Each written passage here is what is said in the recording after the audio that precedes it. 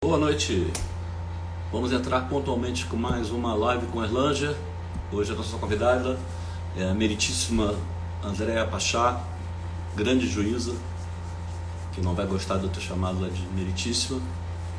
E como é ao vivo, eu não posso deixar de registrar que ela tem um livro que se chama A Vida Não É Justa, e eu quero que ela nos convença que é possível ter um caminho de justiça, mas no exato momento estão morrendo muitos brasileiros em Manaus, na Amazônia, por falta de oxigênio. A gente está atravessando um período nesse país onde não é a doença, a injustiça social está massacrando a nossa população, e as autoridades parece que não estão muito preocupadas com isso. Vocês estão com áudio bom? Tá todo mundo me ouvindo bem? Eu estou sem retorno. Entrou.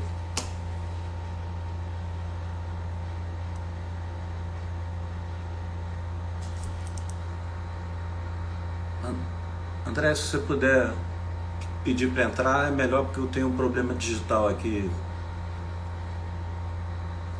Solicitar para entrar. Não sei o que acontece, eu vou ter que trocar de iPhone, porque de dedo vai ser difícil. Vou ter que chamar a minha produtora, não chamou um tempão. André, você pode solicitar para entrar?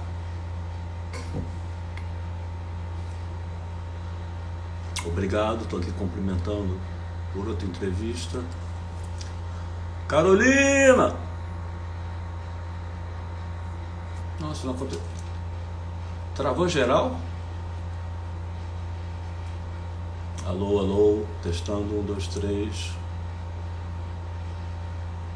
Opa, agora veio.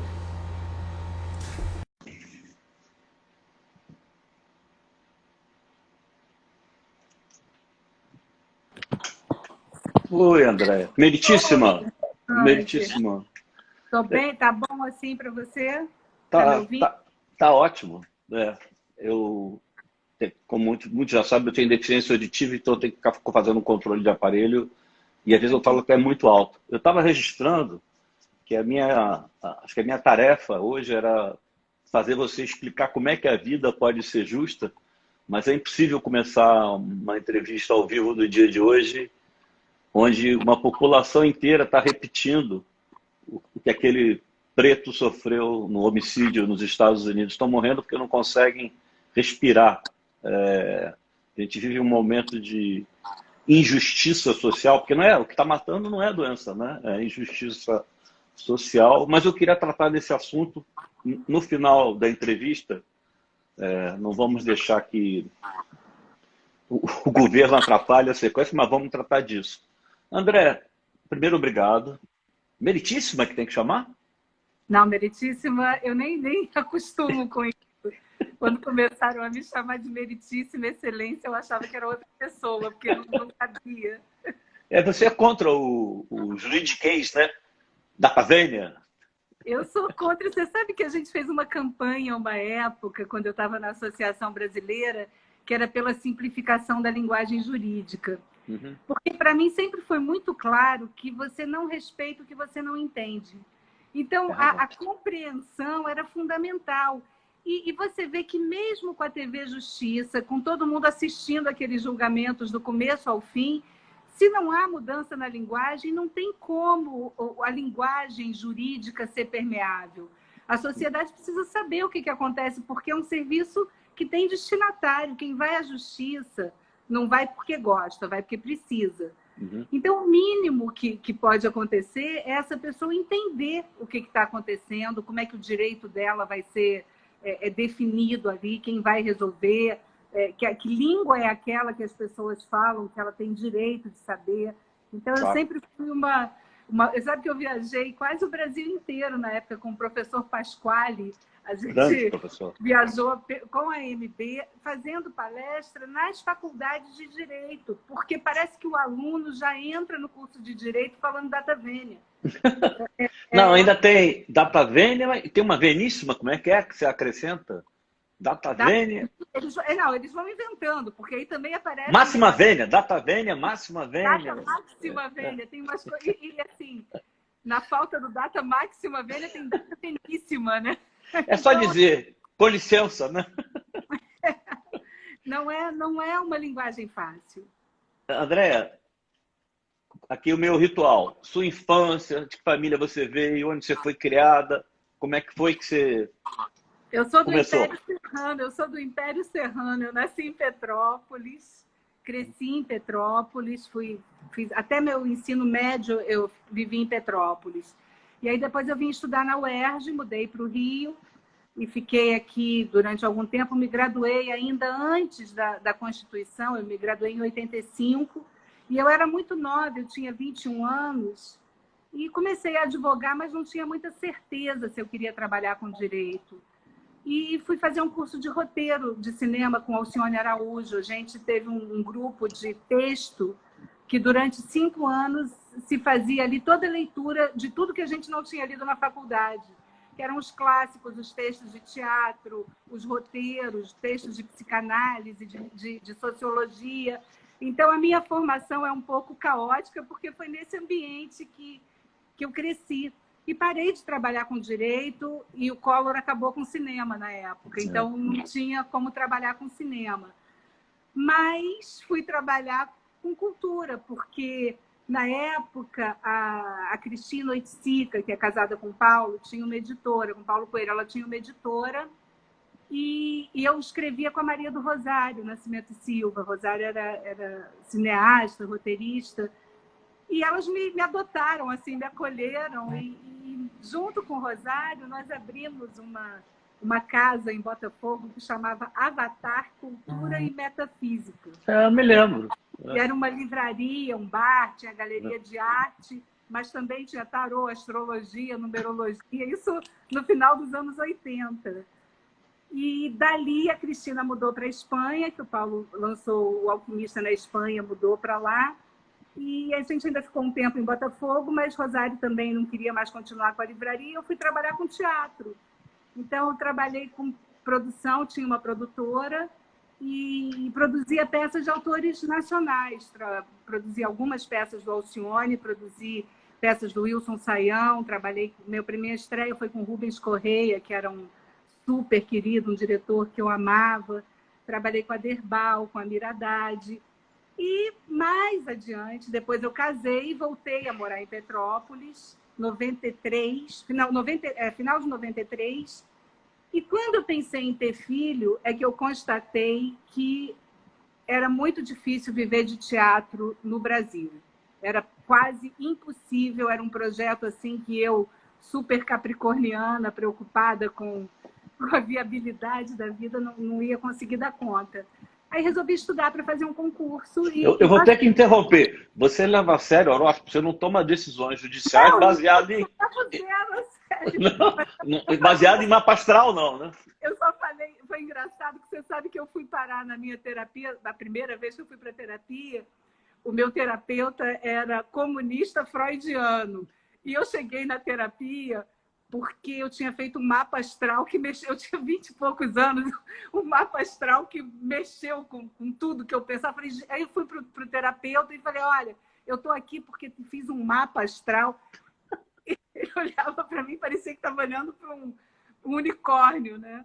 Mas eu não assim, eu fiz nessa época, eu fiz o mapa, mas não me oriento pela astrologia. Falei do Capricórnio, porque toda vez que eu falo da necessidade de eu ter âncora, de eu ter alguma raiz, mas também capricorniana, então eu já assimilei o capricorniano para essa parte da minha vida. E aí passei no concurso, depois dessa volta toda, passei. E quando eu voltei para a magistratura, eu voltei com esse olhar que era um olhar mais sensível, sabe? Da vida, das personagens, da construção das histórias. E comecei a trabalhar com direito de família. Trabalhei no interior do estado alguns meses, alguns anos até. E depois fui titular de uma vara de família durante quase 20 anos. E anos, eu vim para o Rio de volta. Quando eu casei, eu morei em Petrópolis e só voltei para o Rio depois que eu divorciei. Que aí os meninos já estavam na faculdade, já tinham vindo para cá. E eu vim trabalhar aqui também no Fórum Central e estou aqui no Rio de volta há quase 6 anos. Vamos para a vara de família. Bom, primeiro, tá explicado por que no prefácio de um dos seus livros o Veríssimo fala que você é uma covardia. Porque eu não sabia que você tem uma experiência de escrita e tem a maior matéria-prima possível, que são os dramas da vida real, realmente é uma covardia. Mas aí eu já queria perguntar, assim, nessa questão da justiça. Eu estou no segundo casamento, fui lá me separar no primeiro, aí a juíza perguntou: você tem certeza se quer separar? Eu fiquei com uma indignação. Falei: o que essa senhora tem a ver? Perguntar: o que o Estado tem a ver? Se a gente acordou de manhã, resolveu vir aqui e tal. Mas eu fui ler no seu livro, tem desistência? Tem muito pouca, né? Tem uma história que eu conto de uma desistência, tem uma outra reconciliação, mas nesses 20 anos, se isso aconteceu 5 vezes, foi um excesso, porque não é comum. E eu ficava constrangida também, porque agora mudou a lei. A pessoa agora quer divorciar, ela divorcia direto, ela não precisa mais da separação. Antes a pessoa separava para depois divorciar. E não tem mais essa pergunta se quer continuar. Para você ter uma ideia, Erlanger, do absurdo, tinha uma figura no direito que chamava curador ao vínculo, que era um cara nomeado nos processos de separação, que o trabalho dele era convencer o casal a permanecer casado. O que era protegido pelo Estado era o casamento. Durante muitos anos foi assim. Um filho que nascesse fora do casamento era proibido de ser reconhecido pelo pai. O homem casado não podia reconhecer um filho nascido fora do casamento. E isso com norma, quer dizer, o Estado brasileiro era um Estado que priorizava a conjugalidade.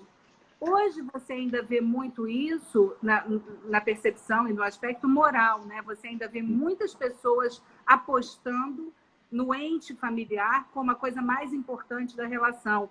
E não é, quer dizer, a vida mudou, tudo mudou. E eu ficava muito constrangida, porque perguntar para as pessoas se elas tinham certeza que queriam se separar era uma violação, sabe? Eu falava, Eu me sentia assim. E eu pedia desculpa. Quando eu fazia isso, era quase desculpando. Por isso é que eu até me surpreendi nas vezes em que as pessoas falavam assim: não, a gente não quer, não, porque foram poucas. Mas uma delas eu sei que o responsável foi o meu querido Flamengo, não foi? Conta essa história aí. A história é maravilhosa. É inacreditável. A história é maravilhosa. A mulher queria separar, desistiu na hora, um casamento longuíssimo, porque o cara só assistia futebol. E eu lembro que eu fiquei tão preocupada. Eu falei: nossa, parece meu pai. Meu pai assiste Ferroviário e Ponte Preta, onde estiver passando, ele tá vendo, ele revê os jogos como se ele nunca tivesse visto antes. E a mulher queria atenção, ela era sozinha, enfim.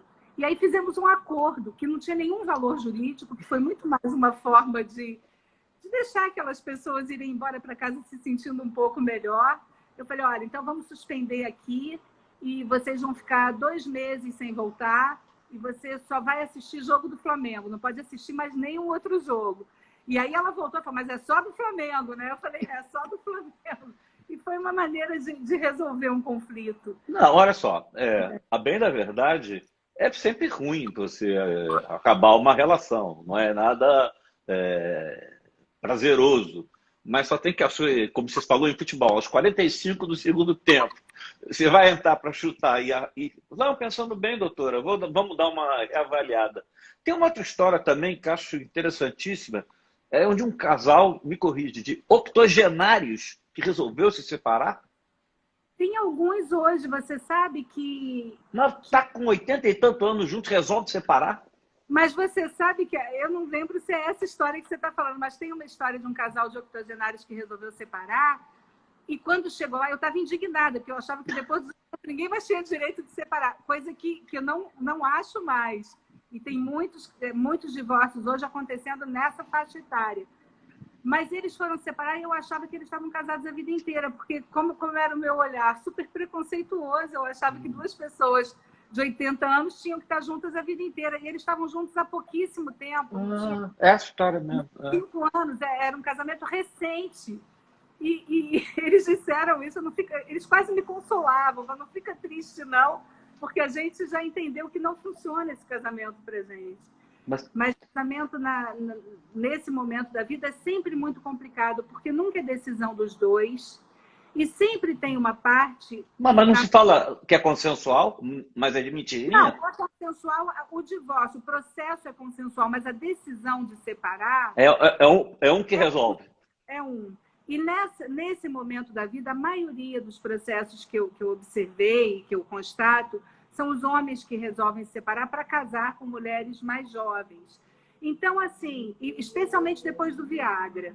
Aí você fala, isso é uma realidade, porque foi uma revolução. O cara agora não quer mais só ter um romance, ele quer casar, ele quer ter filho. Então, está no direito dele.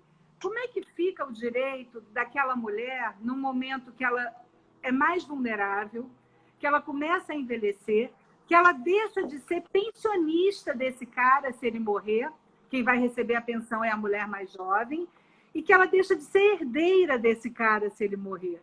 E muitas vezes, nessa faixa etária, são mulheres que nunca trabalharam. A vida não é justa, mas ela é muito menos justa para as mulheres, sabe? Com certeza. É uma coisa muito clara nos processos. A Paula Lavigne, citando uma coisa bem filosófica, que não inventaram da Viagra para levantar peito e levantar bunda. Não inventaram, não inventaram. E tem uma, assim, as vidas vão caminhando para lugares diferentes. Só que o que eu tenho pensado muito a partir dessas novas conformações familiares, desses modelos que se rompem nesse momento da vida, é que a gente precisa trabalhar com um conceito de responsabilidade afetiva. Ninguém é obrigado a amar ninguém e nem vai amar ninguém para o resto da vida. Acontece, amor acaba. E é duro você entender isso quando você ama. Sempre tem um que deixa de amar primeiro.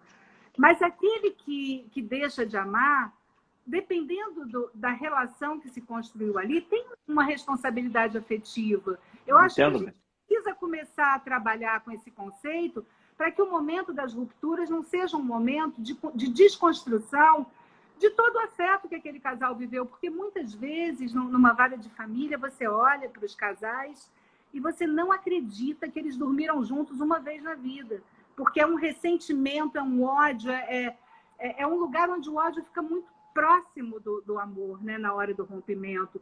E o ressentimento e a dificuldade de perdoar, e quando tem outra pessoa, isso piora ainda, e quando não tem outra pessoa, também não tem saída boa, não é uma música, não é um filme, não tem um corte que na cena seguinte você já está em outra casa, você já levou suas roupas.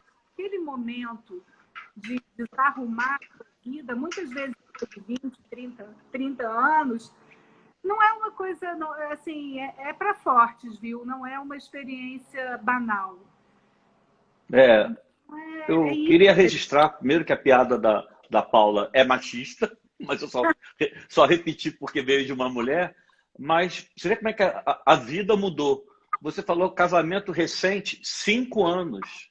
Quer dizer, eu me lembro na minha infância, juventude, eu me sentia meio deslocado, porque meus pais eram os únicos que todo mundo era de pais separados. Não, os casamentos estão com duração mais curta mesmo? Está mais fácil separar? Está mais fácil separar e acho que está mais banalizado o compromisso que se assume quando você vai viver uma vida com alguém. Tem um ganho que a gente teve, que é inegável. Está ouvindo as motos? Isso daqui é infernal. Tem uns ganhos que eu acho que a gente precisa comemorar, é que ninguém mais fica casado por conveniência, ou a maioria das pessoas não fica casada por conveniência. Então, você tem autonomia para decidir que não quer mais viver com uma pessoa. Você não é obrigado a se submeter a um casamento bege, que ninguém fala mais com ninguém, que não tem mais sentido continuar junto. Isso é um ganho. Agora, a forma de convivência é que tem passado pela incapacidade das pessoas se adaptarem a demandas que não são próprias. Eu acho que a gente está vivendo numa sociedade extremamente egoísta. Isso é característica dessa sociedade. Egoísta, narcisista. Então, toda vez que você precisa ceder ou conceder alguma coisa, você se vê incapaz de fazer isso. E qualquer problema, por mínimo que seja, vira um gatilho para a ruptura. E como os vínculos são frágeis, não tem problema, porque antes, quando você desquitava, era um estigma, né? Um casal era desquitado, era uma coisa assim, desprezada, tinha um peso moral. Hoje não tem. Então, eu acho que da mesma forma que se democratizou a relação, se banalizou a ruptura. Os tempos são esses. Eu acho até que uma coisa que mudou muito, você fala, é de uma família disfuncional. Eu acho meio estranho. Outro dia eu perguntei, o que você considera casamento? Eu falei, quando os dois têm a mesma chave da casa. Porque não interessa se esses dois são dois homens, duas mulheres, uma mulher, um homem. Família o que seria hoje diante da lei? Hoje, felizmente, passou por uma grande transformação na definição. Embora você tenha aí as trevas tentando trazer de novo a família para a cadeia da conjugalidade heteronormativa, porque assim, é assustador que a gente ainda tenha hoje no mundo quem se preocupe com isso, mas tem. As pessoas querem definir família como um relacionamento entre homem e mulher com filhos. E família hoje é muito mais do que isso. Família, na estrutura da família hoje, você pensa o afeto. Então, você tem famílias que são monoparentais, você às vezes tem uma mãe com um filho e não tem pai. Isso é uma família. Você tem uma avó que cria os filhos, isso é uma família. Você tem dois homens, duas mulheres. Todas as conformações devem ter a tutela, quer dizer, a proteção do Estado no que diz respeito à família. A impossibilidade de você penhorar um bem de família, por exemplo. Você não pode penhorar uma casa onde mora uma família. Se você não tem um conceito elástico para a família, você comete as maiores injustiças. Eu acompanhei.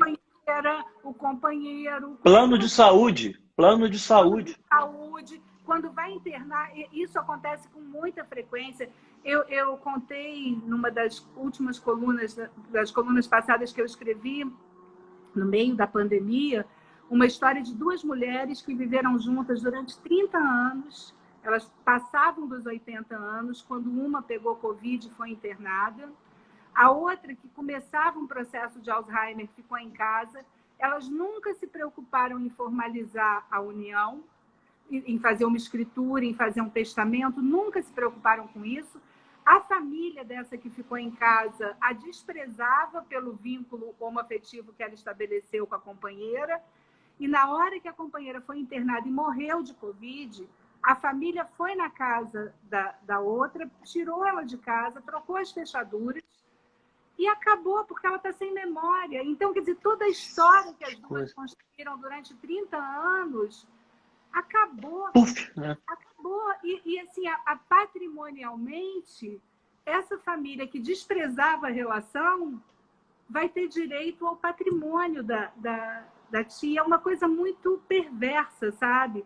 Porque ignora o que se construiu. É muito duro isso. E a discussão de uma história de amor, de uma história afetiva, de uma história de respeito, foi transferida para os herdeiros que não têm nenhum compromisso com a história dessas duas mulheres. É verdade. Eu pensei aqui num caso que eu conheci, que eu achava uma injustiça enorme. Uma mulher casou-se com um homem separado que tinha a guarda de 2 filhos. Eles ficaram casados, acho que durante 20 anos. Aí, um belo dia, eles se separaram. Ela não tinha direito nenhum em relação aos filhos. Eu falei, tinha que ter uma... Aliás, eu sou a favor, eu detesto essa expressão madrasta e padrasta, para quem é vivo. Eu defendo, vamos lá se a gente consegue essa expressão, mãe teada e pai teado. Não tem enteado e tal. Você sabe que hoje a justiça já Mas, voltando, ela não tem direito. Ela não tinha há pouco tempo, mas hoje o direito de família é um dos direitos que mais tem se aparelhado para enfrentar essas transformações. Porque se dependesse de lei, a gente viveria um retrocesso. Olha, o casamento homoafetivo hoje só existe porque tem uma resolução do Conselho Nacional de Justiça. Porque não tem lei sobre isso.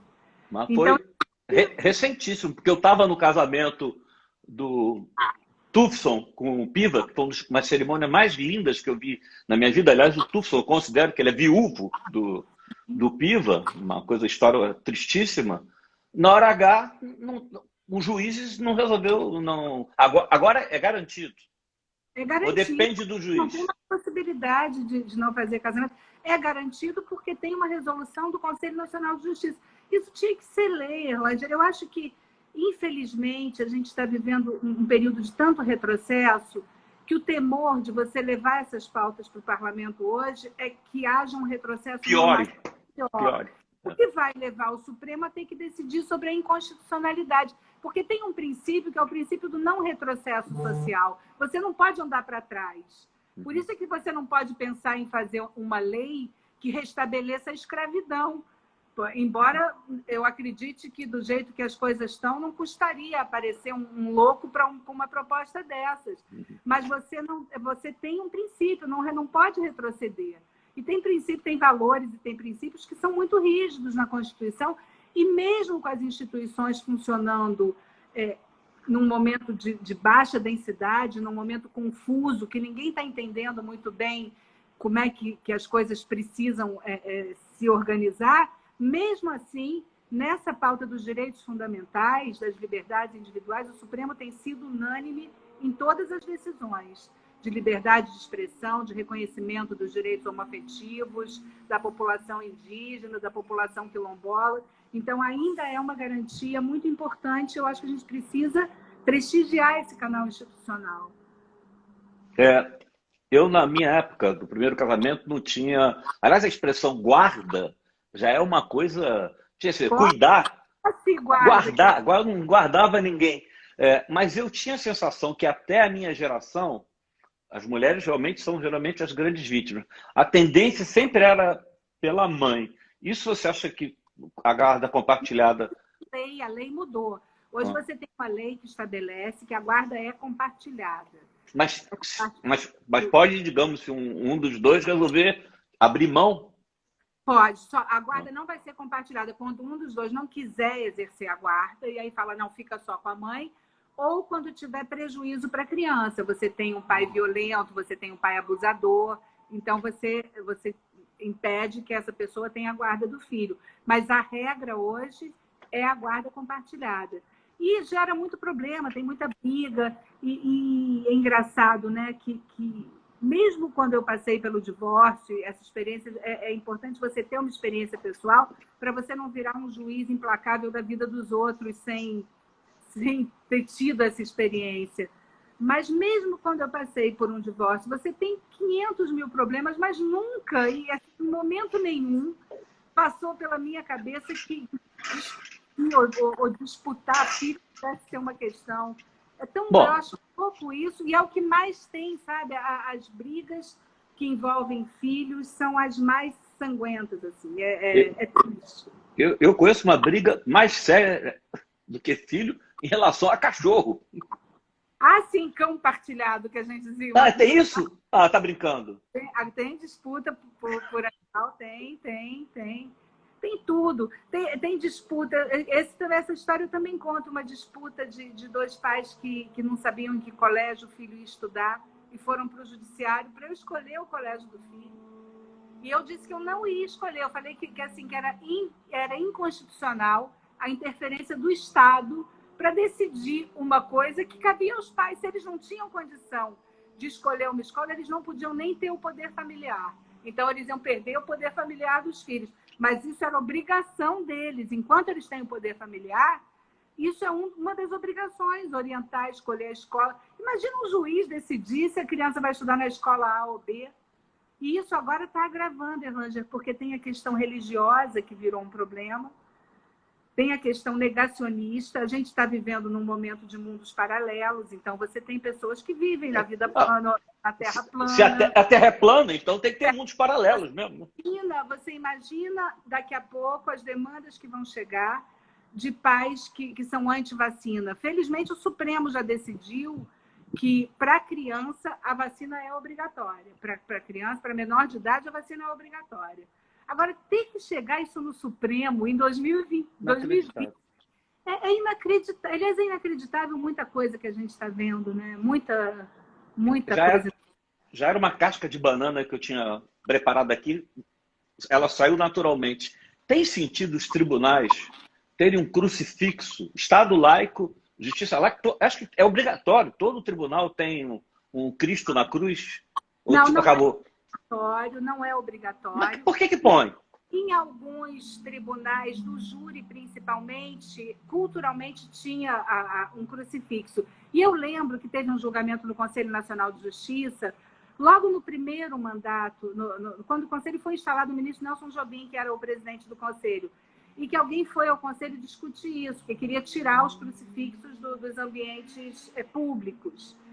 E o que se decidiu lá foi que o símbolo religioso no tribunal do júri era um símbolo que não era apenas religioso, mas era um símbolo cultural também, e era um símbolo que identificava a injustiça de um homem condenado injustamente. Boa. Se construiu uma simbologia que é real também, porque a gente tem na nossa formação cultural todos esses símbolos misturados. Agora não é obrigatório e cada vez tinha menos, agora voltou a ter mais. É cíclico, como quando venta a sociedade para um lado, a vida pública vai para um lado, quando venta para o outro, vai para o outro. E assim, não tem como você dissociar esses espaços das pessoas que integram esses poderes, sabe? São pessoas que estão ali, pessoas que integram a sociedade. Então, é natural que você veja no judiciário, no legislativo, no executivo, tudo isso que a gente está vendo na sociedade está ali representado de alguma forma. Eu me lembro, o ministro até que já faleceu, que era muito católico, que perguntaram para ele, entre a Constituição e a Bíblia, como você decide? Aí ele respondeu, prefiro não ter que tomar essa decisão. É estranhíssimo isso, né? Porque, enfim... Cada vez mais estranho, né? Agora, você imagina, eu não sou judeu, eu devo ter tido ancestrais, mas não sou, não me considero. Israel não tem casamento civil. O cara só tem casamento... Descobri isso. Para mim, só religioso. Eles vão viajam para fora para casar. Eu tinha assistido um filme espetacular, que era O Divórcio de Isabelle Amsalem, que eu acho que era esse o nome, que era uma mulher judia que queria divorciar e o marido não deixava, porque lá pode ter divórcio quando o marido pede o divórcio. Quando é a mulher que pede o divórcio, se o marido concorda, tem o divórcio. Se não concorda, tem uma disputa. E o filme era espetacular, porque mostrava a saga dessa mulher tentando divorciar. Mas o que me surpreendeu é que eu vi essa discussão na Suprema Corte dos Estados Unidos. Uma vez eu fui participar de um evento numa universidade em Washington e estava lá um rabino que era advogado e que era responsável por essas demandas chegarem à Suprema Corte. Porque mesmo nos Estados Unidos eu não estava conseguindo entender, porque eu falava, gente, eu estou no país mais democrático do mundo, como é que pode um casamento religioso não poder ser desconstituído? E aí eu entendi, porque também a liberdade religiosa tem a proteção da Constituição. E quando as pessoas, por autonomia, de vontade, decidem casar sob um tribunal religioso, é aquele tribunal que eles devem se reportar. Eu fiquei muito impressionada, mas as mulheres judias estão se organizando para também enfrentar essa desigualdade. Eu entrevistei, foi uma das primeiras lives que eu fiz, o Sheikh Jarrah, e aí eu fiz a pergunta sobre a poligamia. E ele deu uma resposta que eu achei interessante, não me interesse, interessante genericamente. Assim, se a outra mulher não se importa, não tem problema nenhum. Aí eu falei, e se o outro homem não se importa? Não, que não costuma acontecer. Mas poligamia pode ser um sistema aceitável? Olha, todo sistema é possível. Assim, na perspectiva humana, e aí excluindo qualquer valor moral, as relações existem, independentemente da tutela do Estado. Quando você estabelece determinadas formas de organização, são princípios, para nós que somos ocidentais, princípios civilizatórios. Então, você estabelece que um casamento é um homem e uma mulher, que você não tem multiplicidade, mesmo porque, Erlanger, é engraçado essa democratização das relações afetivas, a maioria delas é um homem e duas mulheres. Raramente você vê duas mulheres, dois homens e uma mulher. Dona Flor e seus dois maridos.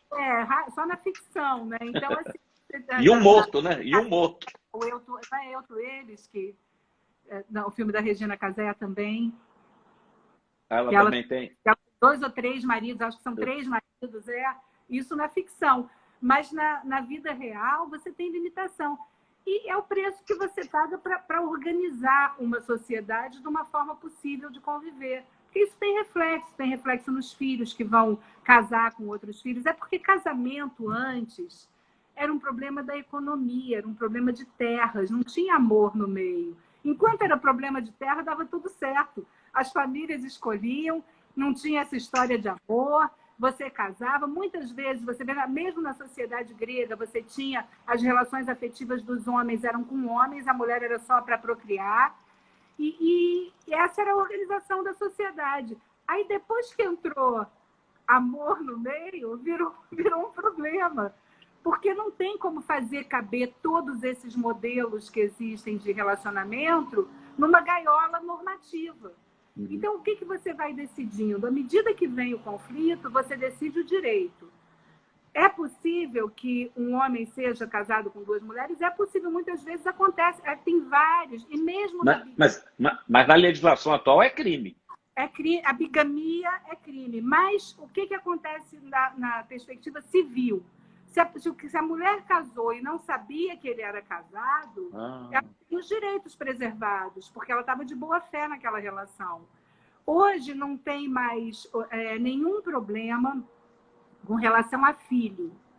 Filho é igual qualquer filho. Filho biológico, filho adotivo, todo filho tem os mesmos direitos. Agora, com relação aos cônjuges, isso tem virado um problema. Porque como as relações também são muito fragmentadas, às vezes você tem um namoro qualificado, você vive muito tempo com uma pessoa, e aí na hora que morre a pessoa quer participar da sucessão porque diz que foi casado ou viveu como companheira. Isso tudo vai demandar prova. Mas o que eu acho importante é que a gente não feche nenhuma possibilidade dessas no preconceito, porque não é possível nenhum julgamento moral sobre a vida das pessoas. O Estado está ali para pensar no direito. Como é que o direito pode se estabelecer assim? Mas não pode, isso não pode. Por que até hoje, a gente hoje aqui no Brasil não consegue nem que o parlamento decida que o aborto vai ser proibido? Porque pode ser uma escolha do parlamento. O Congresso pode se deliberar, pode decidir votar uma legislação sobre aborto, descriminalizando o aborto, e entender que não, tem que continuar sendo crime. Ok, é do jogo democrático. Agora, você impedir que essa discussão chegue ao Congresso é uma loucura, porque você não consegue debater essas questões na perspectiva científica, jurídica, humana e real, porque a vida está aí. Quando você ouve os depoimentos... de novo vem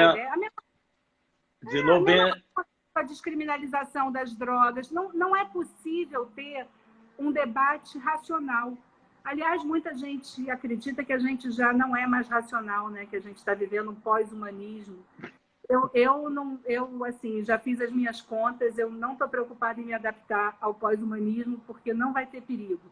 Eu acho que eu acabo antes do humanismo acabar. O que é sublinhar que sempre que a gente chega num impasse, sempre tem a injustiça social, né? Porque a classe média, a mulher tem uma clínica, minha geração toda sabia qual era a clínica ali em Botafogo, fazia vaquinha, era esterilizado, tudo direitinho, e a mulher pobre vai ter que se meter lá com uma coisa morrer. Problema de saúde mesmo.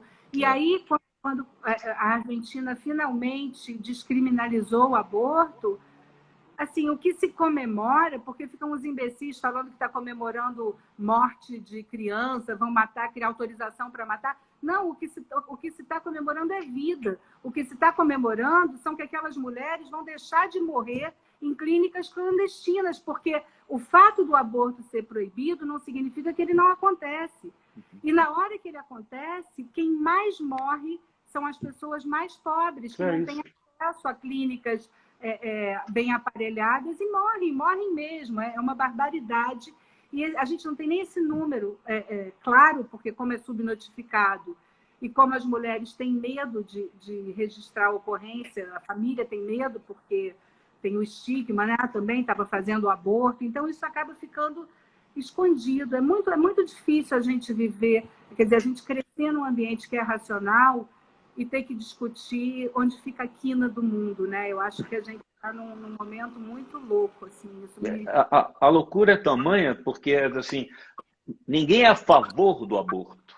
Ninguém. É a favor da descriminalização. Ninguém vai usar como método contraceptivo abortar. Aborto recreativo. Como é que passa na cabeça de alguém que isso pode acontecer? A estrutura da sociedade, quando a gente fala da estrutura machista e racista, e que hoje você é logo assim, atingido com o pé na porta, que é mimimi, tarará, não, sabe, Erlângela? A gente entender isso é fundamental para a gente conseguir avançar nessa sociedade. Você sabe que até ano passado, ano retrasado, eu tinha muita certeza que eu não era uma pessoa racista, muita certeza, porque eu não sou preconceituosa, eu sou a favor da política de cotas, eu tenho amigos negros, eu nunca tive dúvida de que eu não era racista. Isso, para mim, era óbvio.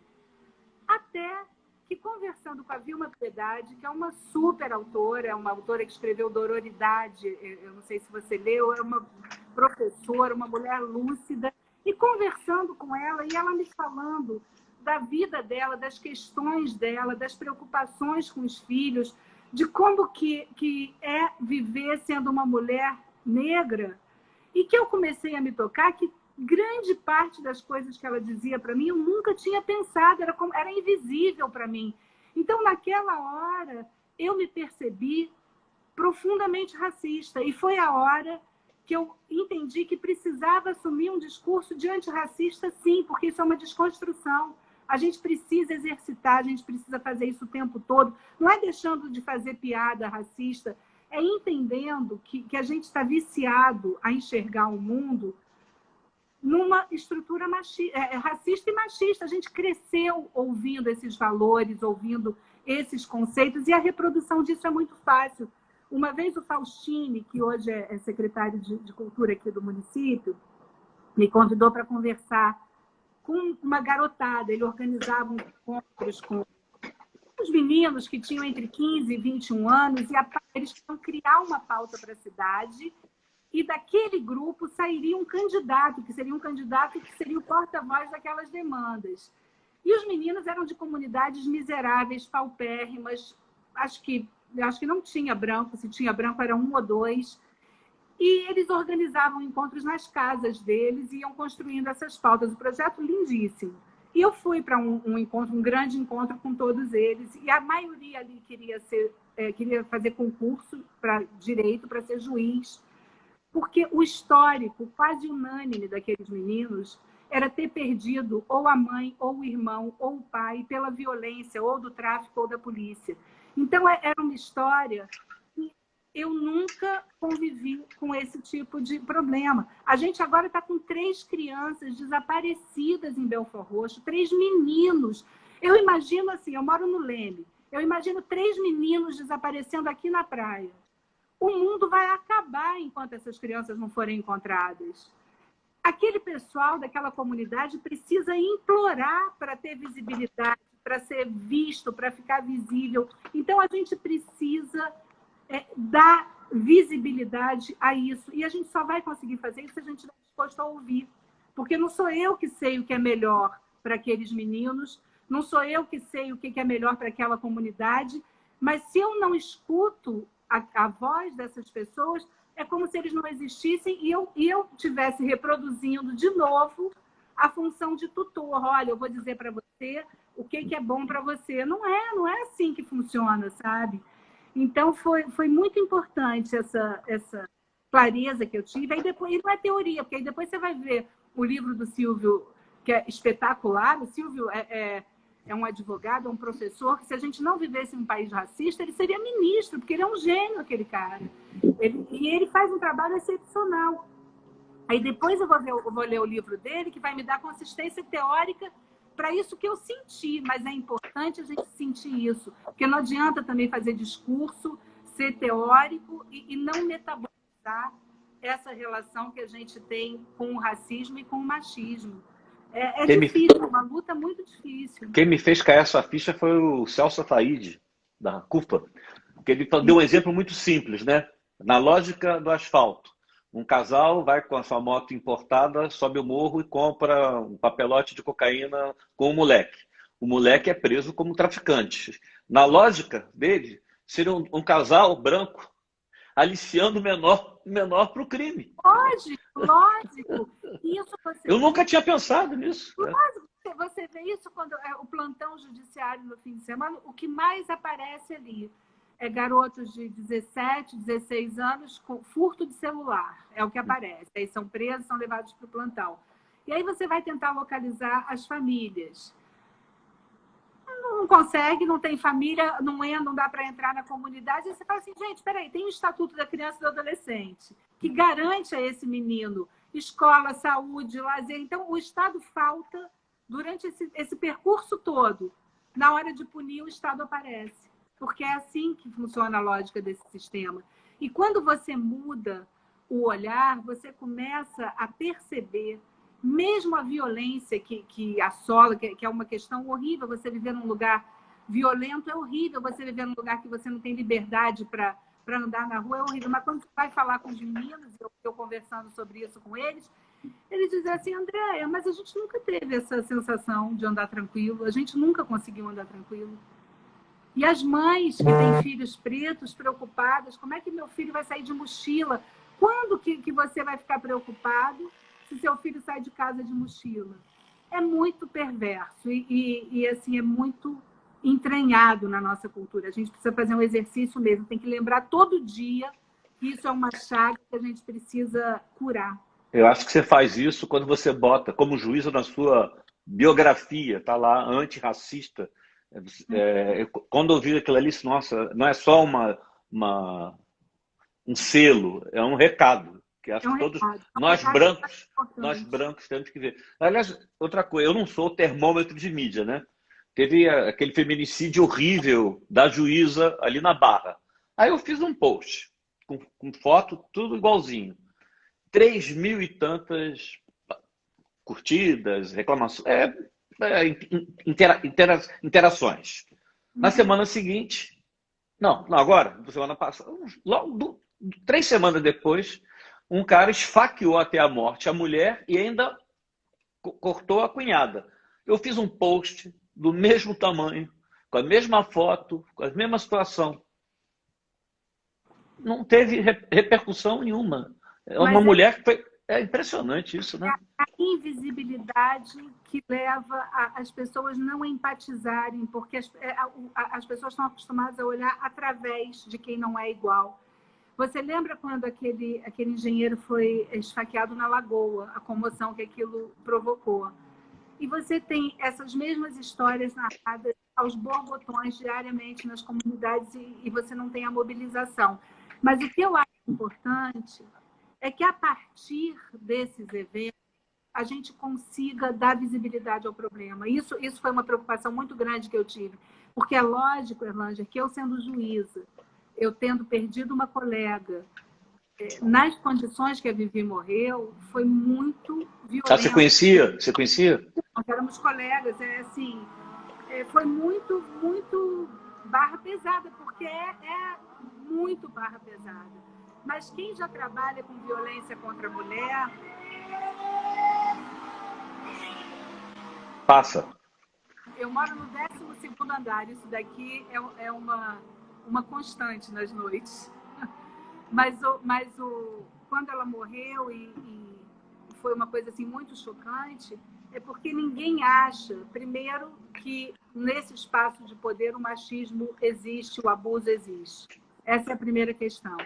Então, eu achava importante que as pessoas soubessem que ela morreu na condição de mulher, ela não morreu porque ela era juíza, é bem diferente. Claro, claro. E aí você vê como é que o machismo funciona, porque o machismo é desse tamanho, tanto faz a igualdade patrimonial, a igualdade financeira, o que se impõe ali, e não é só um feminicídio, é um feminicídio com requintes de esfacelamento da memória. Isso daí é muito comum quando você vai fazer as pesquisas de violência contra a mulher. Os homens esfaqueiam o rosto, eles deformam a mulher. Então, não é só machismo, isso é misoginia, sabe? É um homem que não... que odeia. Odeia.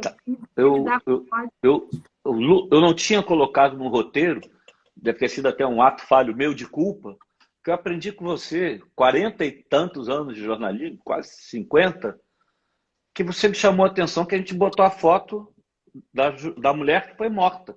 Ela que foi exposta. Quando o certo era ter colocado a foto, eu corrigindo, disse, do assassino. Isso do assassino. Tenho insistido muito. Mas é uma... Aqui, ó, na brincadeira, eu fiquei assim, puta merda, a vida toda a gente bota a vítima. Tem que botar o homicida. Mas é isso, a gente não percebe essas coisas, só percebe essas coisas se você está preocupado, se você está ocupado de reverter essa pauta. E isso eu acho que a gente deve muito a essas meninas mais jovens, sabe? Que deram visibilidade ao feminismo, a esse feminismo que está aí. Eu tenho muito orgulho dessas meninas. É lindo o que elas fazem, porque são corajosas, porque denunciam, porque montam uma rede afetiva para amparar as mulheres que precisam denunciar. E isso vai mudar, sabe, Erlângela? Eu tenho certeza que vai demorar um pouco. Mas essa história de contar as histórias sempre trazendo a vítima para o protagonismo é uma maneira de fortalecer a violência, porque você conta a história da mulher que não denunciou, da mulher que abriu mão da guarda, da mulher que não teve coragem de dizer não. Eu falei, vem cá, você não tem que perguntar por que uma mulher permaneceu num relacionamento abusivo, você tem que perguntar por que aquele homem é abusador, por que aquele homem é violento, e essas perguntas não são feitas. Então, mudar a forma de perguntar é uma maneira de denunciar e de fazer com que a sociedade moralmente se organize, porque esse cara precisa ter vergonha de viver nessa sociedade. Você tinha muito essa... Eu falei isso ontem, não lembro com quem eu estava conversando, que antes da rede, você descobria um pedófilo, tinha uma investigação de pedofilia, quando a polícia chegava para apreender o material, o cara se matava, ele se jogava pela janela, porque ele não suportava ser descoberto. A exposição. E a sociedade execrava esse sujeito. Hoje o sujeito vai para a rede, ele encontra um grupo de pedófilos, então ele fica muito à vontade. Ele consegue falar sobre pedofilia, ele se sente integrante de um grupo que o legitima e a perversão aumenta. A mesma coisa acontece com a violência contra a mulher. E a gente ainda não tem pesquisa sobre isso, mas eu acho importante que se faça, porque você sabe que suicídio, por exemplo, é uma coisa que não se noticia, né? Porque é um gatilho, tem estudo, tem orientação da Organização Mundial de Saúde. Eu confesso para você que eu tenho dúvidas se feminicídio também não provoca esse gatilho, sabe? De encorajar, porque você vê que no Natal foram 6 mulheres mortas. 6. Foi impressionante, impressionante. Mas você vê como é que essa questão do lugar de fala é importante. Com você, eu aprendi essa lição de que quem tem que ser exposto é o assassino. E no livro da Ana Paula Araújo, que é uma coisa impressionante, que a cada 4 entrevistas eu estou tendo, que é o único crime, não no caso do assassinato, mas o estupro, o assédio e tal, em que a vítima se sente culpada. Se sente culpada. Não é justo. Tenho uma ouvinte sua aqui, a Iris, falando do livro da Patrícia Mello. Esse livro é essencial, chama Mulheres Empilhadas. A Patrícia escreveu um livro sobre violência contra a mulher no Acre. O trabalho de pesquisa dela é primoroso e tem ali os requintes da violência contra a mulher. É um raio-x do que é a violência contra a mulher. E Ana Paula tem toda razão, eu fico muito impressionada com esse sentimento, sabe? A cada 3 horas, é um negócio... A gente é muito... O Brasil é o país, mudando um pouco, né? Que mais mata travesti no mundo. A gente está vivendo as trevas mesmo. Isso, porque você fala, gente, assim, como é que pode a pessoa se indignar com a vida dos outros a ponto de matar ou odiar? Mas é que o ódio não é racional, o ódio é ausência de palavra, o cara não consegue explicar, porque palavra é uma coisa muito importante para a civilização. Na hora que a gente aprendeu a falar, a gente entendeu que não precisava matar, que podia falar. Só que a palavra hoje está sendo usada para desconstruir todo esse espaço civilizatório. Então, você se apropria das palavras, esvazia as palavras dos significados, porque hoje todo mundo é democrata, todo mundo é a favor da liberdade.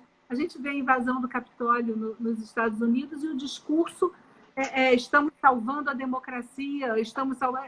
Eles se apropriam das palavras, então a gente está vivendo um tempo difícil, sabe? Eu estou com muita dificuldade para acompanhar essas mudanças no mundo. Eu faço um esforço danado, mas estou com muita dificuldade. Na questão do feminicídio, você deu um exemplo aí da divulgação e tal, mas tem alguma coisa... A legislação é frouxa? Eu não acho que seja um problema de legislação frouxa. A Lei Maria da Penha é uma das melhores leis que tem. O crime contra a mulher tem todas as qualificadoras. Dificilmente um homem deixa de ser condenado e não tem, vai cumprir 6 anos e está livre. Não tem. Essa não é a história. Muitas vezes os homens se matam depois que matam as mulheres. Então não é um problema de direito penal. É cultural. Anterior, eu acho que é de educação e de cultura, sim. Eu acho que a gente precisa mexer nessa estrutura e aí fica mais difícil, né? Porque é tudo de longo prazo. A gente precisa enfrentar isso com a garotada. E cada vez que eu vejo essas pessoas ensaiando que vão acabar com aula de educação sexual nas escolas, eu fico arrepiada. Porque muitas vezes é nesse espaço das escolas que as crianças conseguem denunciar os abusos que elas sofrem. E só porque elas sabem o que acontece, porque tem explicação do que acontece, é que elas conseguem entender que muitas vezes elas são abusadas pelos pais, pelos padrastos.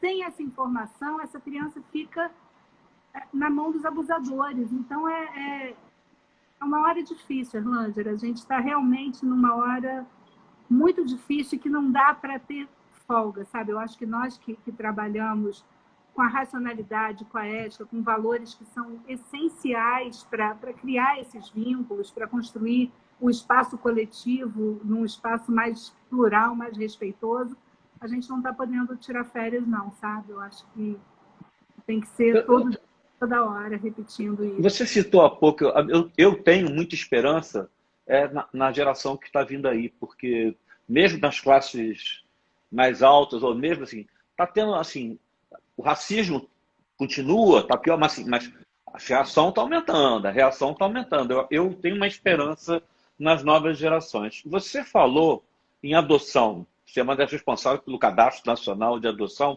Existe uma lenda, e eu não sei se você está lendo, que eu acompanhei um casal, que no Rio de Janeiro é uma dificuldade enorme. Vão adotar no Paraná, vão adotar no outro. E eu me lembro sempre de uma frase do Ciro Darlan, que é polêmico, mas nesse aspecto eu concordava com ele, que diz o seguinte: 99% dos casos é preferível um lar do que deixar no orfanato. Ainda é duro, é difícil adotar no Rio? Eu acho que mudou muito o perfil da adoção. O Ciro era um cara que dedicou a vida dele para viabilizar as adoções. Ele respeitava muito as crianças, no sentido de buscar pessoas que quisessem acolher aquelas crianças. Mudou, sim, mudou pelo cadastro, porque antes você precisava se habilitar no Brasil inteiro para ter acesso às crianças. Hoje Então foi o cadastro que resolveu? O cadastro resolveu essa parte, da pessoa não precisar viajar pelo Brasil inteiro para fazer um processo de habilitação em cada lugar. E tem uma questão que é a questão das crianças disponíveis para adoção. E isso tem mudado paulatinamente, porque antes você via uma demanda muito grande por recém-nascidas meninas brancas. essa questão da raça é uma questão que já foi vencida nas adoções. Muitas crianças negras são adotadas por casais brancos. Você tem uma questão de irmãos, porque às vezes você não quer separar os irmãos, então você busca pretendentes que acolham 2 ou 3, que é mais difícil, então vai dificultando. E o processo não é um processo tão demorado. O que é demorado é a busca pela família biológica, porque quando a criança é abandonada, você primeiro tem que buscar a família biológica para saber se alguém sabe que aquela criança foi abandonada, porque muitas vezes não sabe. Às vezes, uma usuária de crack que vive na rua tem um filho, abandona o filho, a família nem sabe que ela teve um filho. E muitas vezes, aquela mãe vai lá e pega a criança e acolhe, que é a avó. Então, tem um vínculo. Então, tem essas dificuldades, mas eu acho que está caminhando melhor. Ainda muita dificuldade, ainda muita mudança, porque é um processo complexo. Você, para dar uma criança para um casal de pretendentes, significa que essa criança já passou por um abandono. Então, a desconstrução do vínculo dela com essa família originária tem que ser muito cuidadosa, porque não é uma mercadoria. E o processo tem que ser muito transparente, para também evitar que tenha tráfico de crianças, comercialização de crianças, que o cadastro e a lei de adoção é feita para isso, para proteger as crianças desse mercado. Então, eu acho que é um tempo razoável, eu não acho que seja mais tão demorado, não. Eu não resisto a contar a história que uma vez eu subi com ele, o Cantagalo, para mostrar um projeto social, e aí eu descobri que tinha muita adoção comunitária. Mas sabe como? Quando o juiz ia passando, as mães iam correndo para esconder os filhos. Ele disse, não esconde, eu quero legalizar. Elas morrendo de medo que fosse levar. Aí, mas muito caso na favela. E a gente tem um projeto hoje do Justiça Cidadã, que é coordenado pela Cristina Gaule, desembargadora aqui do Rio. Ela coordena esse projeto há 20 anos. E é um projeto muito legal, porque faz isso, vai nas comunidades onde a justiça não chega, historicamente, e regulariza a documentação, porque muitas crianças não têm registro. Você imaginar que você vive no Rio de Janeiro e que está lotado de crianças sem registro de nascimento, elas não existem para o Estado, elas não têm direito a nenhum benefício. Então, é muita desinformação, o país é muito desigual. E nessa perspectiva de falta de conhecimento do direito, a pessoa não sabe que tem direito. Então, é importante dizer, esse projeto é muito legal. Você orienta as lideranças comunitárias e ensina como que essas lideranças fazem para multiplicar as informações de acesso à justiça. André, Oi. Nós já estamos chegando a 1 hora. Eu tenho pergunta para caramba para fazer ainda. Tudo bem? Tudo bem. Vamos chegar agora no seu livro. A gente já falou do Porque a Vida Não é Justa, já falamos da vara. Velhos são os outros. Fala a lógica desse pensamento e eu já vou abrir logo um ai porém. A ONU, Unesco, a coisa de 20 anos, considera velho a partir de 65. O Brasil ficou nos 60. Eu aposto que daqui a uns 10 anos vão jogar para 70. Mas assim, o que configura que a pessoa é velha? Quem que decidiu que é 65? E por que seus outros velhos são os outros? Para fins legais, você tem uma idade que é estabelecida como velhice, que é onde você tem algumas proteções, porque se presume que a partir daquela idade você tem uma condição de vulnerabilidade. Isso tem se transformado num dispositivo de segregação, ao invés de ser um dispositivo de proteção. Porque tem uma questão que é a seguinte, ninguém pode fugir da ação do tempo. Você pode fazer uma plástica, você tem acesso hoje à tecnologia, à medicação, você consegue envelhecer com muita qualidade e você pode viver muitos anos com absoluta autonomia. Mas o tempo age, não tem jeito, nós somos finitos. Envelhecer é natural. Como é a melhor opção. Porque se você não envelhece, você morre cedo.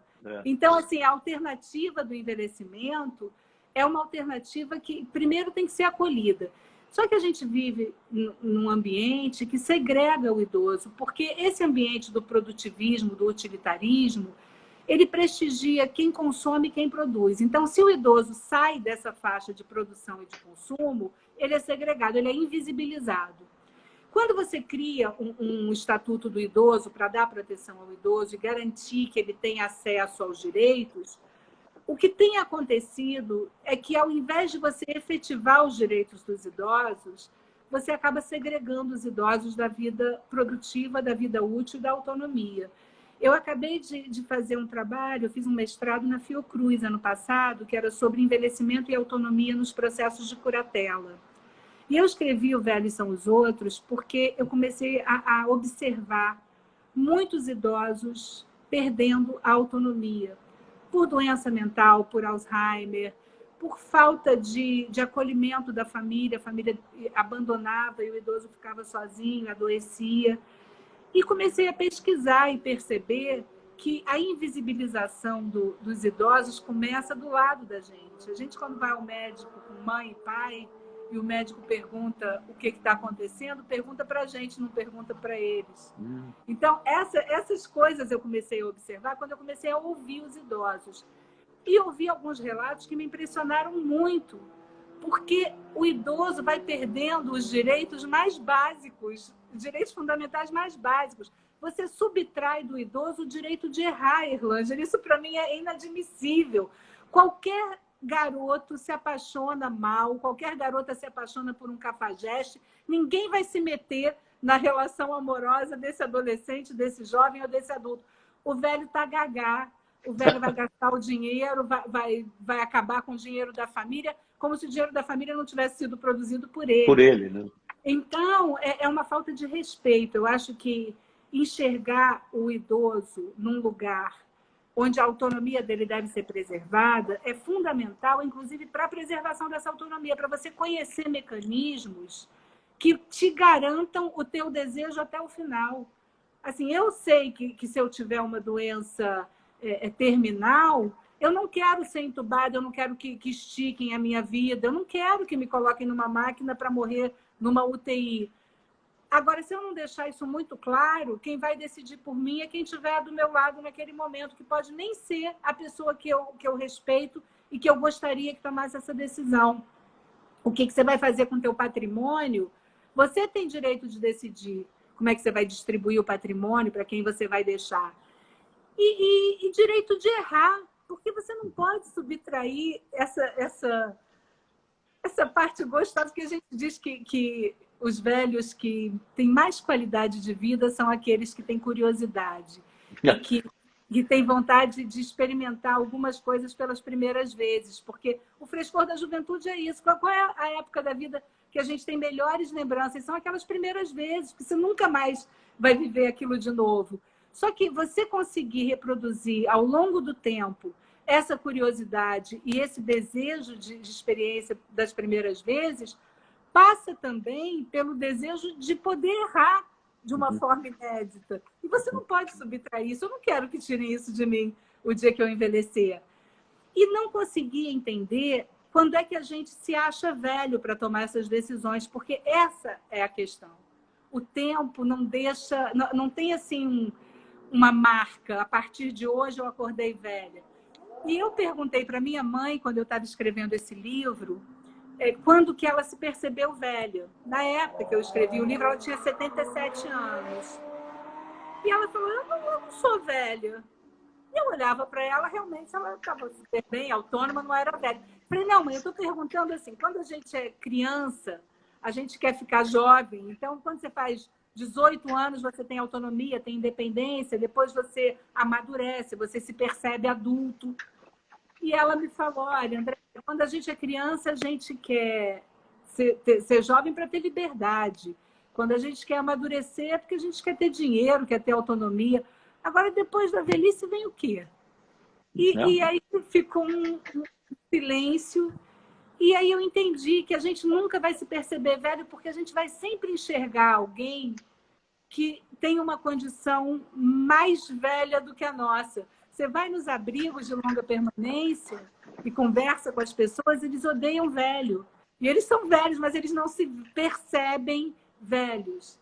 E eu acho que a gente precisa desmistificar isso. Eu acho que velhice é difícil, velhice não é fácil, tem uma deterioração do corpo, você pode dar um azar de ter uma doença mental descontrolada, não é escolha, mas eu acho que você pode se preparar para viver um processo de envelhecimento com mais autonomia e liberdade, porque isso é direito fundamental de quem envelhece. Então, era isso que eu pensava quando eu fui fazer essa pesquisa e quando eu escrevi essas histórias, era contar histórias que mostrassem assim, que o inexorável vem, a vida não é justa também no fim. Mas é possível você ter uma vida com uma redução de danos ou com mais qualidade. Há muitas mães de amigas minhas dizem que pegam o meu livro e falam assim, não vou te obedecer, porque eu li o livro da Andréia e ela disse que tem que fazer suas vontades. Mas tem uma hora que é lidar com a resignação também, né? Que isso faz parte do tempo. A pergunta que você fez, quando você... Eu percebi que eu era um velho, quando passaram a me dizer que eu era um velho. E tem uma história muito boa, que a minha mãe era uma sábia de vida, que as netas perguntavam para ela, vó, como era na sua época? Ela respondia, alto lá, eu estou viva, a minha época é agora, como na minha época. Mas a gente vive numa sociedade tão perversa que tem, para mim, um neologismo, o tal do ageísmo. Sim. Ageísmo. É a Beth Faria ir à praia de biquíni e dizer que uma velha não pode estar indo de biquíni. E eu sofri isso na mídia, que eu até fui com um colega que ele ficou todo assustado depois. Eu botei uma foto minha em posição de yoga, que eu não vou fazer aqui, porque eu posso me estabacar na cadeira. Aí ele colocou, precisou de ajuda para levantar? Aí eu postei, ageísmo, você vai retirar ou eu entro logo com uma ação? Aí, tá. Mas por que eu não posso estar numa posição? Acho que provavelmente ele não consegue ficar nessa posição que eu. O preconceito está aí, né? Isso é visível. E agora, com a pandemia, o preconceito contra os idosos se potencializou, porque as pessoas tratam os idosos como responsáveis pela impossibilidade da vida voltar ao normal. Eu já ouvi isso várias vezes. Porque os velhos é que tem que ficar em casa. Peraí, cara, muitas vezes a vida dessa pessoa só faz sentido porque tem os ambientes de encontro, porque ela tem o convívio social, tem um histórico de depressão muito grande nesse momento, que chega aos idosos pelo isolamento, e ainda tem que ouvir que são responsáveis pela falta de liberdade dessa turma que quer fazer luau, não dá, né? Vamos passar para a Justiça do Estado. Eu tinha uma pergunta assim, não tem muita justiça no Brasil? Você tem justiça militar, justiça eleitoral, justiça não sei o quê. Justiça militar é aquela que permite que o PM suba ao morro, mate, aí ele é julgado pela justiça militar, geralmente é mal feita, aí ele é expulso da corporação, vai... Não era para ter uma justiça só? Essa forma de organização é só para viabilizar o funcionamento. Eu acho que era possível enxugar essa estrutura, mas a estrutura é desenhada de acordo com a matéria. Então, você tem uma estrutura que é da Justiça do Trabalho, da Justiça Federal e da Justiça do Estado. Na Justiça Federal, são justiças especializadas. Acho, sim, que é uma estrutura pesada, podia ser mais leve, mas é histórica. Eu não vejo possibilidade de mudança disso não, sabe, Erlângela? Isso nem entra em pauta, é uma coisa que... Fala-se reforma de tudo, nunca se fala do judiciário.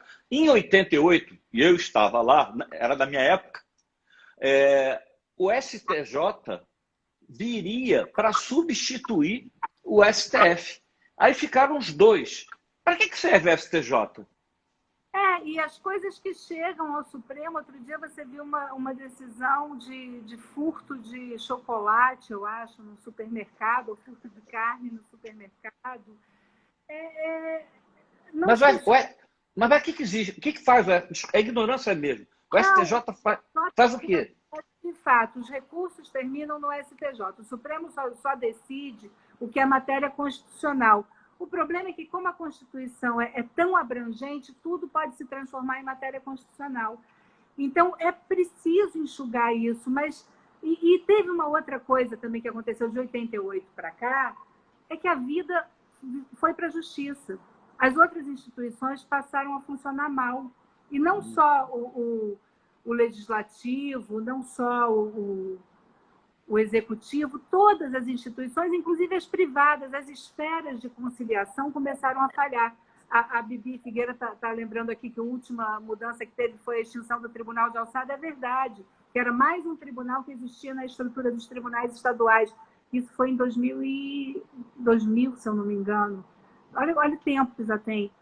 Mas a vida hoje na justiça e a massificação da disfuncionalidade social inviabilizou o judiciário, porque, Erlânia, se você quer cancelar uma linha telefônica, você só consegue fazer isso se for ao juizado especial. Tenta pegar o telefone, ligar e cancelar. Você fica sem serviço de telefonia ou sem serviço de luz durante uma semana. O que seria normal? A prestadora de serviço já abater da tua conta os dias. Claro. Mas não abate. O que é normal quando você não tem um marcador de relógio? Cobrar pela tarifa mínima. Você não cobra. Serviço bancário. Então, você tem 4 clientes no judiciário que monopolizam mais de 90% do movimento dos processos, que é prestadora de serviço, é luz, telefonia, serviço bancário e o próprio Estado pelo INSS. Se você consegue ir numa repartição e resolver, para que justiça? Não precisa da justiça. A justiça hoje decide executivo fiscal. O cara não paga IPTU e a execução disso vai para a justiça. Então, são centenas de milhares de processos. Nós temos quase um processo para cada 2 pessoas no Brasil. Isso não existe, isso é falacioso. E, no entanto, temos um problema crônico de acesso à justiça. Essas pessoas que moram nas comunidades, quando você traz aqui o fato desses homicídios que acontecem nas comunidades por violência policial, violência do tráfico, essas pessoas não conseguem ter acesso à justiça, porque a estrutura não dá conta. Então, é um fenômeno... Mudou demais, mas mudou demais. Eu sou juíza há 27 anos, então acompanhei essas transformações. E acompanhei em 2003, quando veio a reforma do judiciário, com a criação do CNJ. Eu fui conselheira 2 anos, de 2007 a 2009. E premiada por conta... foi nesse período que você ganhou Então, assim, a gente achava que essas coisas fossem dar conta dos conflitos. Só que o mundo hoje é muito mais conflituoso e não verdade, são conflitos fabricados. Eu acho que a gente vive uma falácia de muita justiça, quando que a gente tem pouca justiça, pouco acesso à justiça. Eu tenho uma humilde tese de origem política, é que a gente foi para o processo de democratização, mudou o regime, mas não mudou o sistema. Então, a gente vive num estado onde a agência reguladora permite que a provedora de internet te entregue menos 20% do que você paga, mas não permite que eu pague menos 20%. É muito, muito doido. Vamos chegar... Isso. Defensoria pública funciona?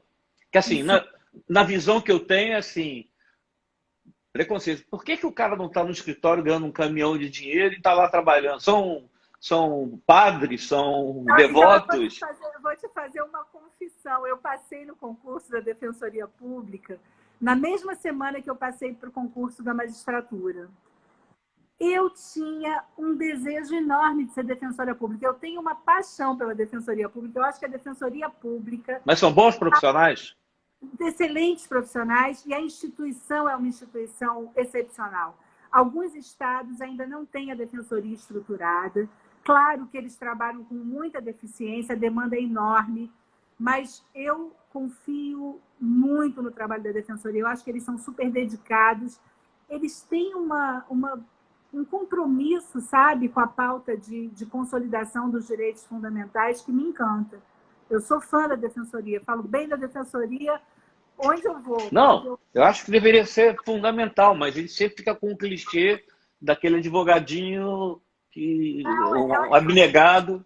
Processos que, entre você contratar um advogado mediano e você poder contar, se você tem necessidade de contar com o suporte da Defensoria, você vai estar muito bem amparado. A Defensoria faz um projeto muito, muito lindo. Eu adoro. Mudou a história de que só pobre vai preso, que a Lava Jato deu uma impressão de que estavam prendendo. Mas eu também acho que os acordos são uma coisa incríveis. O cara rouba trilhões, devolve algumas centenas de milhões, faz umas 3 denúncias e vai para casa. Continua. Aliás, o Brasil continua sendo o terceiro país do mundo em população carcerária. O último levantamento que eu vi, tinham 800 mil presos, pessoas privadas de liberdade. Então, na verdade, são duas perguntas. Se o Brasil prende muito e se adianta prender dessa maneira? Eu tenho uma visão... E 90% pretos, né? Eu tenho uma visão muito crítica da prisão como solução para os problemas que nos assolam.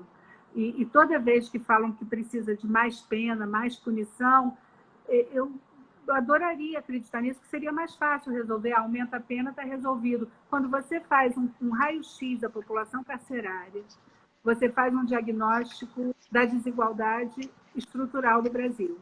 Quando você vê os crimes que são cometidos, as mulheres, a maioria das mulheres presas por tráfico, são mulheres que estavam levando droga para os maridos dentro dos presídios ou que continuaram o trabalho dos maridos. A dificuldade que eu vejo da gente ter uma rede de proteção normativa que nos dê segurança é que a lei não pode servir para um e não servir para outro.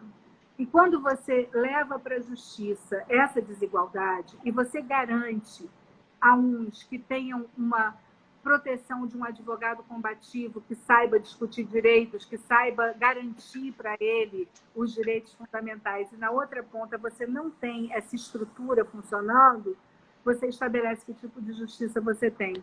Então, claro que a sensação é de desigualdade. E você fica sempre com um sentimento que falta justiça. Falta justiça não é falta prisão. Falta justiça é falta uma sociedade onde as coisas se resolvam sem você ter que trancafiar ninguém dentro de uma cela. Lê Dostoiévski... Pela ordem, eu fui citado, então eu tenho direito à parte. Eu falei clichê, preconceito de advogadinhos. Eu não sei que não são. Eu estou fazendo pergunta para ela responder, não estou dando a minha opinião. Devolvo a palavra, meritíssima. Obrigada. Não, mas eu acho que é isso. Eu acho Mas é o clichê, não é? É o clichê que a defensoria pública... Você sabe que uma vez veio um professor norte-americano dar aula na Escola da Magistratura e na hora de almoçar a gente passou em frente à Assembleia Legislativa e tinha aqueles Santo Antônios no meio da rua, sabe aqueles pitocos de cimento? E ele perguntou assim, para que serve isso? Para os carros não estacionarem na calçada.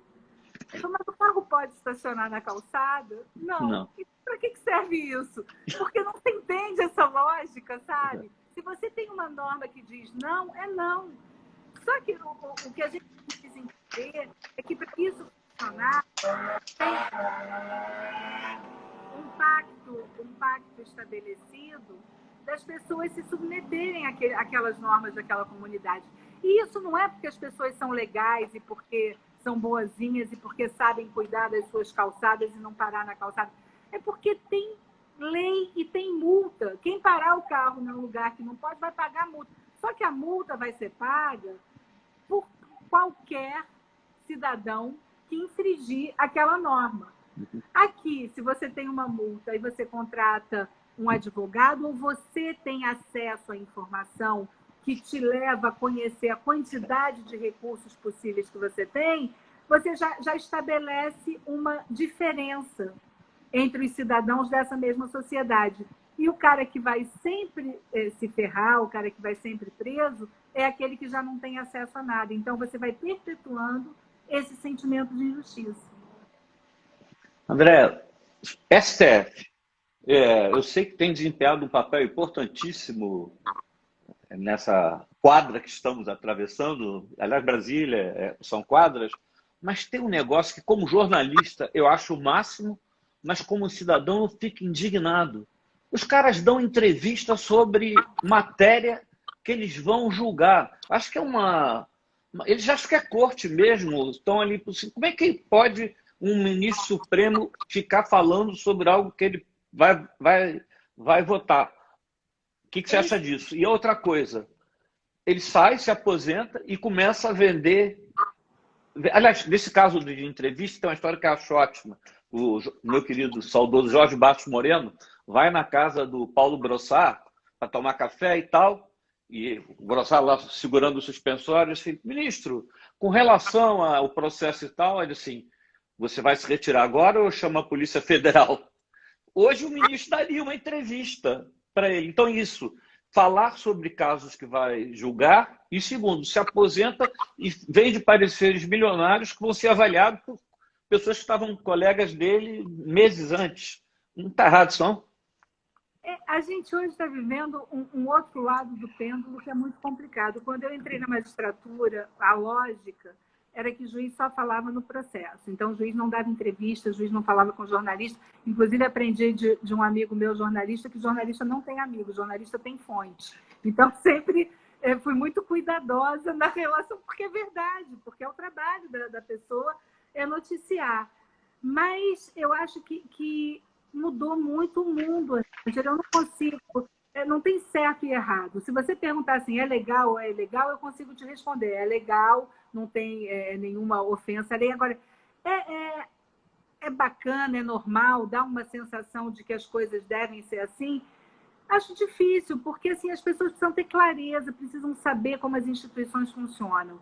Isso, para mim, é fundamental. Se a pessoa tem clareza como é o funcionamento da instituição, ela é mais crítica quando ela vê uma entrevista que não cabe naquele momento, ela consegue avaliar. Agora, o que tem acontecido aqui, e é um fenômeno muito brasileiro, claro que nos Estados Unidos isso também acontece, na Europa também, que é a judicialização da política, mas eu acho que aqui, na ausência dos poderes que deveriam assumir essa voz, sobrou esse espaço. Então, tem determinadas pautas que eu até duvido que os juízes gostariam de eu comecei com essa ressalva. Ai de nós se não tivesse o Supremo...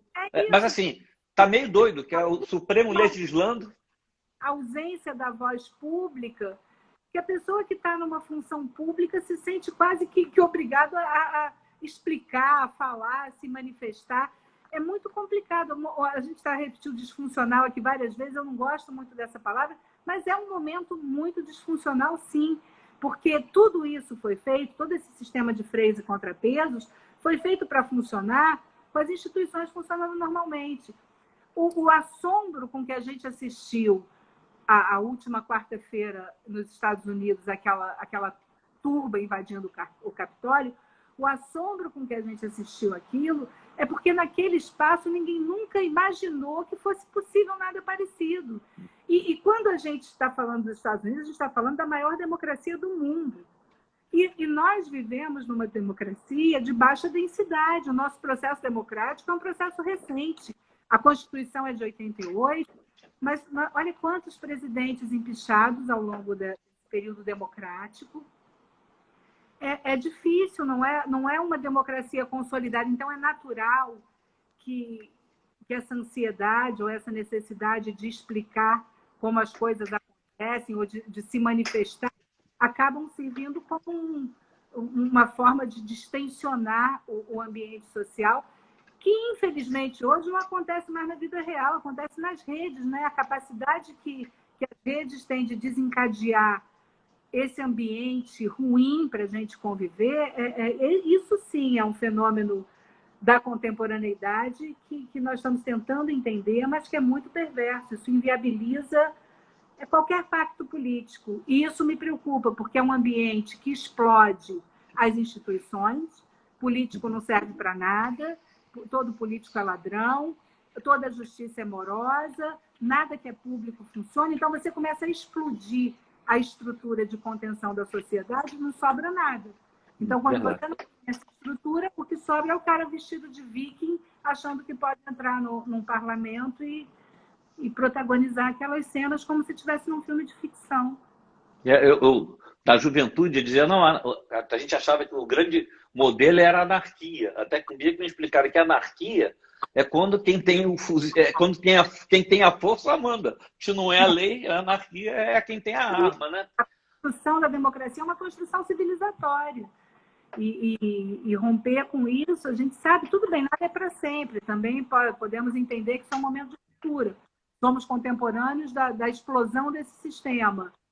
Mas eu não tenho como, não tenho bola de cristal, não tenho como avaliar o que vem. O que eu posso antever é que nesse momento de tanta desigualdade, quem tem a força vai dar uma postura quase genocida contra quem não tem. E isso que a gente viu hoje acontecer em Manaus acabou com o meu dia, sabe? Eu estava Não, tentando... então vou chegar na pergunta que eu sei que você não é constitucionalista, mas não se configura eu acho uma expressão, omissão pública. A Constituição diz que o Estado tem que garantir a saúde. E o que nós estamos vendo é o governo federal, assim, o presidente sendo omisso em relação a uma mortandade de brasileiros. Isso cabe um processo. Existe uma cláusula constitucional que por aí existe essa figura da omissão pública? Existe processo de improbidade, existe processo de responsabilização. O Ministério Público precisa investigar, saber se tem elementos para uma denúncia, para a formalização de uma denúncia. Agora, eu assisti aquele documentário que fizeram dos cercados, dos jornalistas cobrindo a pandemia.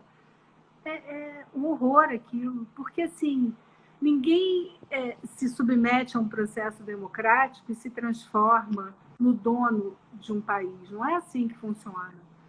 E não é ingenuidade. Você fala assim, olha, eu acho que a gente precisa contar com os controles, mas também precisa ser crítico e enxergar o que está acontecendo. O que está acontecendo não é normal. Não é normal a gente viver num país onde uma ala inteira de um hospital morre asfixiada por falta de ar, porque não tem oxigênio. A gente não está no início da pandemia, meu Deus. Tudo que está acontecendo é previsível. Não tem nada acontecendo que não tivesse sido anunciado pela comunidade científica. Quando abriram as porteiras, todo mundo para a rua, vamos aglomerar, você pega deputados fazendo vídeo, ensinando a tirar a máscara. E isso é um negócio tão assustador. Isso já seria assustador se não fosse alguém que ocupasse um espaço público, mas alguém ocupando um espaço público fazer esse papel, eu espero de verdade que isso seja investigado, que seja estabelecida uma responsabilização, porque a gente morrendo, como é que a gente pode embrutecer a ponto de conviver com essas dezenas de mortes no mesmo dia? Hoje foram mais de 1.000 novamente. Como é que a gente pode viver nesse ambiente e achar isso e passar pano? Não foi bem isso que quis dizer. Então, o que é que ele quer dizer? Vamos aprender a dizer, porque não é possível a gente continuar assistindo em casa, porque isso tem nos matado, né? Em psicanálise se diz que comandos contraditórios enlouquecem. Então, a gente está sendo submetido à desinformação, comandos contraditórios. Isso tem nos levado a um ambiente de melancolia, de depressão e de paralisia. Como é que você se organiza como sociedade para enfrentar um momento desses, sendo subjugado o tempo todo? Então, é preocupante, sim. Eu espero muito que se apure essas responsabilidades. Isso não pode acontecer. Você, já na reta final, você é uma pessoa esperançosa, mesmo que seja no sentido do Paulo Freire, do esperançar e não da esperança? Eu sou totalmente esperançosa, mesmo nesse pesadelo, nesse luto diário que a gente tem vivido. Eu tenho procurado tecer uma rede muito consistente de racionalidade e de afeto. E penso que a forma que nós temos de sobreviver nesse momento é pelo afeto e pela alegria. Então, não é possível a gente permitir que, além dessa matança toda, além desse descaso e desse escárnio, também subtraiam da gente o direito de dar uma gargalhada, o direito de fazer uma piada, o direito de se divertir, de abraçar os amigos, porque isso é o nosso material de trabalho, sabe? O nosso material, de quem vive num ambiente que pretende que seja um ambiente mais humano, um ambiente mais respirável, menos desigual. Então, não dá para se submeter a esse escárnio e paralisar. Então, eu sou muito esperançosa. Eu tenho feito esse exercício na medida do possível. A gente vê o esforço dessa turma que trabalha com música. Nossa, a live do Caetano Veloso salvou a minha quarentena. O que Tereza Cristina fez ao longo da quarentena, eu acho que nem ela consegue dimensionar o bem que ela fez, e bem político mesmo, porque não, mas isso não é política. É política, tudo é política. Isso é política de sobrevivência. E a gente precisa cuidar disso, sabe, Erlanger? Porque a hora que a gente desistir e não tiver esperança... Eu tenho 2 filhos, eu tenho um filho de 23 e um de 25. Eles estão começando a vida e eu tenho esperança que eles vão viver num país melhor do que o que eu vivi. Eu tenho esperança e trabalho para isso. André, você tem tanta razão que esse governo que está fazendo o que faz na saúde pública ataca a cultura também, porque sabe que é uma válvula de escape e de reação. Exato, exato. Eu tinha te pedido, para a gente encerrar, um texto seu, uma fala, para a gente imagina que a vida pode ser justa no futuro. Eu separei, eu ia ler um testamento que eu tenho no Velho São os Outros, mas o testamento é longo. O testamento vocês leiam quando lerem o livro. Tá. Aliás, as pessoas ficaram perguntando nome de livro, vários que você citou, vai ficar gravado, é só ver depois de novo, estão todos os nomes ali direitinho. Tá. Eu vou ler do Velho São os Outros, já que a gente falou da segregação que os idosos estão sofrendo, da necessidade que a gente tem de enxergar o que é esse momento. Eu vou ler o depoimento da dona Célia, de 84 anos, e que ela diz assim: entendi que estava envelhecendo quando comecei a sentir a longa duração das tardes. Passei a vida correndo atrás do tempo para conseguir dar conta de tudo. E, de repente, o tempo passeava diante de mim, me provocando, me seduzindo. Eu não conseguia pensar em nada para ocupar tanto de tempo que sobrava nos meus dias. Comecei a me sentir outra pessoa. A cabeça estava quase igual, mas o corpo não acompanhava a velocidade. Os movimentos eram mais lentos, a atenção precisava aquecer para pegar no tranco. E a memória? Demoro, às vezes, para lembrar o nome das pessoas, dos lugares. Minha filha até me levou ao médico. Acho que ela estava com medo de alguma doença. Fiz os exames e não era nada. Só velhice, como me disse a psicóloga. Só velhice porque não é a velhice dela. Não me zanguei com a falta de cerimônia com que ela me falou do envelhecimento. Senti até certa pena. Ela fala do que não entende. Aliás, entende de estudar, de ouvir, falar, mas não está no meu lugar. Outro dia, na fila do banco, um rapazinho bufava no meu pescoço porque eu estava demorando para lembrar a senha. Situação parecida aconteceu no cinema, quando meu celular tocou. Eu tinha certeza que havia desligado, porém me enganei. Todo mundo tem direito de se enganar. Quando essas coisas acontecem com uma velha como eu, a moçada olha com desdém. Tenho amigas da minha idade que se ressentem, ficam arrasadas porque não conseguem embarcar na velocidade do mundo. Não é o mundo que está mais veloz, sou eu que estou mais lenta. Tenho que aceitar a realidade. Olho com consternação para essa gente apressada e impaciente. Já estive nesse lugar. Sei como é ser jovem e, felizmente, aproveitei minha juventude. Eles nunca estiveram onde estou. Por isso a arrogância. Pensam que sabem tudo, porém nem sonham que, se tiverem sorte para chegar onde eu cheguei, vão andar devagarinho e aprender a lidar com o desprezo, se não quiserem sofrer muito. Esse é o depoimento da Célia no Velho São os Outros. Você mostra que é uma aula de filosofia, né? E ela só pode dar essa aula de filosofia porque ela é uma velha. É isso. Porque ela é uma velha. André, te agradeço muito. Eu acho um troço mó barato. É um motivo de esperança. Ter uma juíza que eu posso chamar de você, que eu posso chamar de André, primeiro nome, Alia Jacta Est. E futuro, te agradeço. Eu acho que com mais pessoas que você... Qual é o próximo passo? É desembargadora? Ou essa entrevista já queima o teu filme? O próximo passo da carreira é ser desembargadora. Aí, da escritora é conseguir tirar o romance. Dar entrevistas como essa não atrapalha, não? Não atrapalha, não. Assim, eu sou eu, né, Erlanger? Assim, a minha vida sempre foi muito coerente. Então, eu não tenho Eu não tenho um personagem para cada lugar onde eu estou.